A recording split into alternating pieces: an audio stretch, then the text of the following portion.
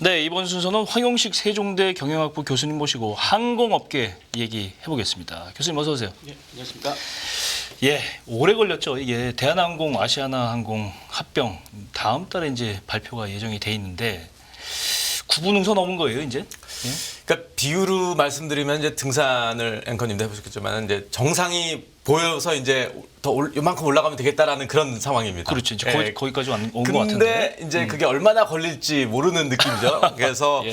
그런 비유인데 이제 개요를 전체적인 진행 과정을 말씀드리면 이게 이제 2020년 11월에 시작됐죠. 네. 3년 전에 대한항공하고 이제 산업은행이 이제 합병을 추진 발표를 했는데 그렇죠. 그래서 우리 공정위에다가 그 다음에 21년 1월에 아마 제출을 했습니다. 그런데 한 1년 가까이 끌었어요. 그래서 공정위가 조건부 승인을 냈고요. 네. 그다음에 이제 그다음에 22년 11월에 의외로 호의적일 거라 생각됐던 미국 법무부가 이제 최종 결론을 유예하겠다라고 했습니다. 네.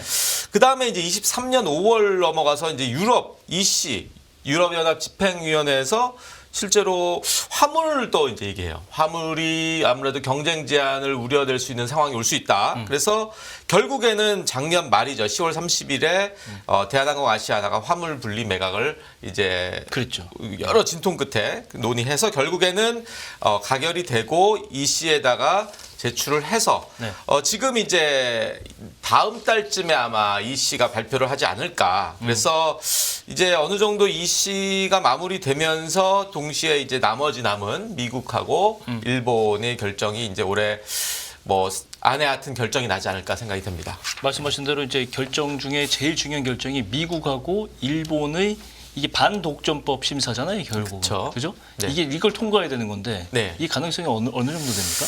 그러니까 이제 최근 기조가 이제 전 세계적으로 자국 중심의 어떤 경제 정책을 펼치다 보니까 예. 해외에 있는 기업들의 승인 심사를 통해서 견제하는 그런 툴로 오히려 더 쓰고 있어요. 네. 그렇기 때문에 네. 아마 미국이나 일본도 무난하지 않을 거다라는 생각을 하시는 분들도 있지만은 이건 제 사견이지만은 네네. 어느 정도 그 EU가 그래도 이 테이블 세팅을 해놨다. 그래서 그 안에서, 그러니까 예를 들자면은 슬롯을 반납한다든지, 뭐 화물은 일단은 뭐 부분 매각을 하니까 네. 그건 이미 된 거고. 그래서 결국에는 슬롯이라든지 그런 것들을 건드리지 않을까. 슬롯은 이제 그 이착륙할 때 그쵸, 그 시간대죠. 예, 시간대죠. 시간과 공간을 빌리는 거라고 그렇지, 보시면 되겠습니다. 그렇지. 예. 그거를 그래서 6개월 단위로 이제 결정을 하는데, 그래서 이것이 아마 될 건데, 이제 쟁점이 미국 같은 경우는 이제 지금 대한항공 아시아나의 중복 노선이 한 5개 됩니다. 그래서 샌프란시스코, 호놀룰루, 뉴욕, LA, 그 다음에 이제 시애틀인데 이게 이제 합산 점유율을 보면 이제 한 80%가 돼요. 그렇기 네. 때문에 이것이 이제 경쟁 제한이 될 수 있다. 근데 대한항공이 자구책을 냈습니다. 에어 프레미아라는 신생 항공사한테 이거를 양도하겠다. 예. 그래서 어떻게 보면은 우리 대한민국의 어떤 항공 산업을 좀 보호하는 차원에서 예. 좀 LCC와 어떤 상생하겠다라는 또 의지로도 보이는데 네네. 이제 이것을 어느 정도 미국 측과 지금 조율 중이라서 우리 나름대로 이제 자구책을 냈습니다. 경쟁 제한 부분에 대해서. 예. 그다음에 일본 같은 경우는 뭐 다양한 해석이 있지만 제 개인적인 해석으로는 좀 미국하고 EC하고 좀 연동이 돼요. 근데 이제 워낙 이제 그 항공 자유화 협정을 맺은 관계이기도 하고 예. 그래서 뭐 무리하게 이제 슬롯을 반납을 요구할 것 같진 않지만 그럼에도 불구하고 어느 정도 그냥 맨 땅으로 그냥 이렇게 다 내주진 않을 것이다. 라는 것이 이제 제 사견입니다. 그렇군요. 뭐 그렇게 되면 이제 항공업계 전체적으로 어떤 지각 변동이 있을 텐데 방금 말씀하셨다시피 이제 저가 항공사들은 수혜를 좀 보나 그렇죠. 이런 문제가 남죠? 그렇죠. 그래서 어떻게 보면은 이번에 이제 대한항공 아시아나 합병을 통해서 뭐 나비 효과인지는 모르겠지만은 네. 거기서 반납해야 되는 슬롯을 이제 가지고 오는 그러니까 수혜자가 되는 것이 결국 우리나라 LCC가 아닐까 생각이 됩니다. 예. 그게 이제 아까 말씀드렸던 유럽 노선 미국 노선 같은 경우는 에어프레미아고요. 네. 그다음에 이제 유럽 같은 경우는 이제 4개 도시가 또 쟁점입니다. 프랑크푸르트, 바르셀로나, 파리, 로마인데 예. 이것을 이제 그 티웨이 항공이 이제 지금 가져올 것으로 해서 이제 대한항공과 EC하고 다 이렇게 얘기가 돼가고 있습니다. 예. 그래서 결정적으로 이제 T웨이가 이제는 단거리 노선의 이 LCC가 아닌 네. 어느 정도 이제 장거리를 뛰는 그런 네. LCC로 이제 발돋움할 것 같고요. 예. 그 다음에 이제 또 관심 있게 보는 게 이번에 대한항공 아시아나 합병을 통해서 파생되는 LCC의 이제 메가 빅뱅이라고 보시면 되겠습니다. 그래서 이제 아시다시피 대한항공은 진에어를 갖고 있고요. 그렇죠. 그 다음에 아시아나는 에어서울, 에어부산을 갖고 있는데 네. 이거를 이제 조원태 회장 같은 경우는 3개사로 통합을 하자. 아. 그래서 이거를 하나의 메가 LCC로 만들자라는 게 이제 지금 초안입니다. 아직 가능하네요. 확정된 건 예. 아닌데. 예. 그래서 한번 여객수를 보면은 진에어가 504만 되고 에어부산이 363만.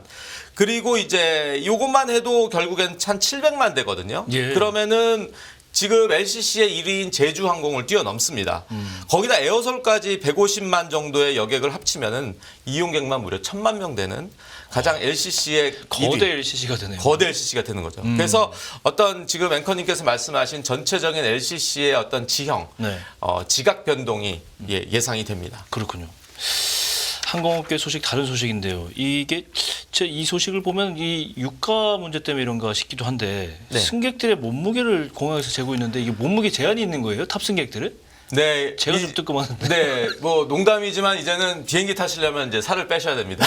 농담이고요. 예. 이거는 이제 의례적으로 하고 있습니다. 이제 항공 안전을 위해서 해왔고, 네. 그다음에 방금 말씀하신 것처럼 유가 문제도 있습니다. 그래서 이제 항공사들이 통상 그 주유를 할 때 있어서 한 1% 정도 예. 더 여분을 두거든요. 예. 근데 요즘 이제 환경 문제라든지 뭐 ESG라든지 이런 것 때문에 많은 항공사들이 연료 절감이라든지 대체 항공유를 많이 쓰는데 그런 차원에서라도 어느 정도 승객의 무게를 좀 측정하면은 요 1% 정도 되는 어떤 항공유를 좀 절감할 수 있는 부분도 있고요. 예. 그 다음에 이제 전체적으로 그 어떤 승객 표준 중량이라는 거는 이제 일반적으로 많이 잽니다. 그래서 아마 표준 중량이 한 2010년도 자료로 보면 한 80kg 정도 돼요. 근데 이제 거기서 이제 그것을 이제 플러스 마이너스가 되겠죠. 그래서 전체적으로 승객들이 이제 무작위로 해서 되는데 뭐 거부할 수 있습니다. 본인이 원치 무작위예요? 않으면. 네, 무작위고 나는 원치 않는다. 일반적으로 이제 몸무게와 그 짐을 같이 네. 그 재는데 뭐 내가 굳이 원치 않는다. 그리고 이것은 이제 그 개인보호법에 의해서 다 보장이 되기 때문에 그냥 뭐 걸리면은 그냥 편안하게 몸무게 재시고 뭐 탑승 거부하고 뭐 그런 우려하실 그런 건 필요는 없습니다. 아니지만. 네네. 예. 이게 보일러 제도라는 게 이렇게 하다가 의무사항으로 바뀔 수도 있어요. 근데 이게 그렇게 되면은 결국에는 뭐 여러 문제가 가지- 예. 제가 보기에는 이건 이렇게 사견이지만 아마 탑승하는 그 시간이 이제 더 길어집니다. 길어지겠죠. 예, 그렇기 때문에 1분 1초가 급하기 때문에 아마 랜덤하게 측정하는 것으로 가지 않을까 생각이 됩니다. 조금 아까 LCC 말씀해 주셨는데 대한항공 진에어 LCC인데 지난해 창립 이래 최대 실적. 항공업계가 전체적으로 좀 이런 분위기가 좀 있어요? 그렇죠. 그래서 이제 이 엔데믹이 되면서 이제 항공업이 다시 부활하는 게 아니냐. 그래서 진에어 같은 경우 지금 말씀하신 대로 연간 최대 실적을 냈습니다. 그래서 별도 기준으로 한 1조 2천억 원 매출을 냈고요. 영업이익 1,816억 원, 당기순이익 1,358억 원을 기록해서 아마 이 매출, 영업이익, 당기순이익 이 세 개가 모두 2008년 창립 이래 역대 최고치를 기록했습니다. 오. 그리고 매출이 전년 대비 한 115% 증가했고요. 예. 영업이익률은 14%라서 역대 최고죠. 그래서 괜찮네요. 완전 뭐 지금 축배를 올리는 그런 상황이기도 하고 그다음에 이게 이제 보시면은 왜 이렇게 됐을까 했을 때 아마 우리 아웃바운드 그러니까 해외로 나가시는 여행객이 많이 늘었죠. 그래서 인천국제공항의 결과에 따르면은 지난해 인천공항 여객 수송이 한 5,600만 정도 됩니다. 예. 그래서 전년 대비 한 314% 늘었고요. 뭐 그래서 이제 여객 수송 실적이 이제 크게 회복해서 이게 결국에는 다른 항공사들 아까 진에어 말고도 대한항공 그다음에 아시아나도 이제 이 매출이라든지 사상 최고치를 기록할 것으로 예상이 됩니다. 그렇군요. 코로나 이전에는 LCC가 늘 힘들었거든요. 근데 이제 LCC도 힘들지 않아요. LCC도 마찬가지로 계속 1조 대의 어떤 매출을 기록해서 워낙 수요가 많다는 얘기죠. 그렇죠. 그래서 T웨이가 주목할 만한 것이 아마 사상 처음으로 매출 1조를 이번에 기록하지 않을까. 그래서 3개 LCC 모두 1조 클럽을 가입하게 되는 기염을 나타낼 것 같습니다. 예. 이제 조금 있으면 이제 서울 대목인데 네. 항공업계 이것도 특수 아닌가요? 그렇죠. 그래서 요즘은 뭐 설 하면 고향 그게 아니라 설 해외. 이코르 해외에서 네. 등식이 되는데 네. 뭐 많은 분들이 이제 해외 아마 예약을 할 겁니다. 그래서 아마 항공사들도 발빠르게 이제 증편을 하고 있습니다. 그래서 그 이제 여기서 관심 있게 보는 게 이제 부정기편이에요. 그러니까 이제 정기편은 늘 하던 건데 요 기간에 특수한 상황에 뭐 전세기 같은 느낌으로 신규 투입되는 거죠. 신규 투입. 그래서 노선이 좀 특이해요. 보시면은 태국의 돈무왕, 뭐 베트남의 달랏, 그다음에 일본의 가고시마, 오이타 이런 것들이 이제 뭐 20일에 30회 막 이렇게 운항을 합니다. 증편됩니까? 예. 서울에? 그렇죠. 서울에 거기 가서 차례 뭐 지내나 보죠. 그래서 온 가족이 거기 가서 하시는 경우도 있고 뭐 요즘 다양하더라고요. 신정 세고 그다음에 구정 때는 뭐 예. 해외 나가시고 뭐 다양한데 일단은 이런 좀 증편이 되는 부분도 있고 부정기편을 하고 그다음에 아시아나도 한 1,700편 정도 예. 추가 공급하고 다 그렇습니다.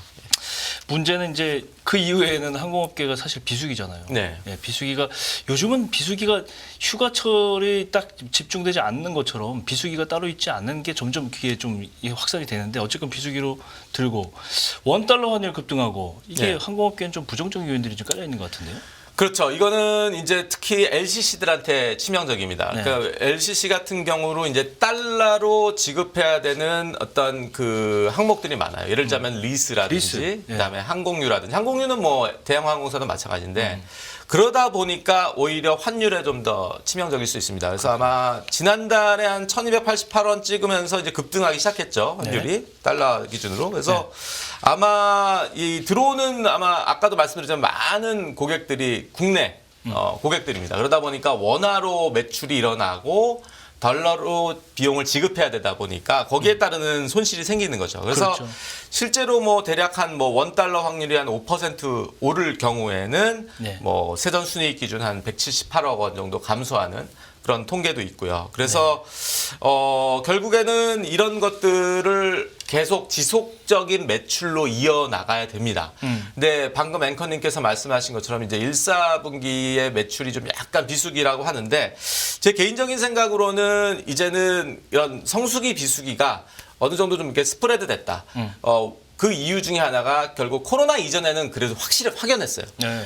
그 성수기와 비수기가 비수기가. 확연했는데 네. 이제는 아마 이 근무 형태라든지 근무 시간 맞아요. 유연한 어떤 네. 휴가도 다양하게 가시고 휴가도 다양하고. 그 다음에 일단 보복 소비 그 엔데믹 되면서 해외를 나가겠다는 그런 게 있기 맞아요. 때문에 크게 우려할 만큼 뭐 비수기가 치명적이다라는 생각이 들지는 않습니다. 그렇군요. 이 질문 안 할 수가 없는데 지금 홍해 사태 장기화로 항공업계가 제일 좀 위험해 보여요. 네. 어떻게 보고 있습니까?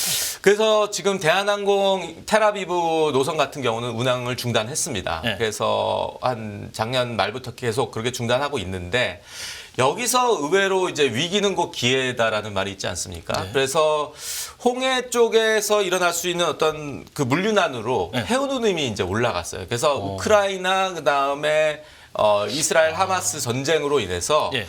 전체적인 글로벌 항공운임 지수인 TH 지수가 평균 수치가 좀 계속 오르고 있습니다. 그래서 한 오르고 있다라기보다는 계속 그 고점을 기록하고 예, 있습니다. 예. 그래서 평균 수치가 한 1946.3. 그래서 이제 전체적으로 전년 대비 한 28.6% 높은데 네. 이것이 계속 유지가 된다라면은 항공운임을 주로 해서 매출이 일어날 수 있는 대한항공이나 예. 아시아나가 그래도 여기서 또 수혜를 받지 않을까라는 생각을 해서 뭐 악재일 수도 있지만 또 호재라고도 볼 수 있지 않을까 생각이 듭니다. 그러네요. 한 집이 좋으면 한 집이 안 좋고 이게 네. 해운업계가 굉장히 타격을 입을 것 같으니까 네. 항공업계는 반사이익을 보고 뭐 그런 측면을 말씀해 주신 그렇죠. 거잖아요. 네네.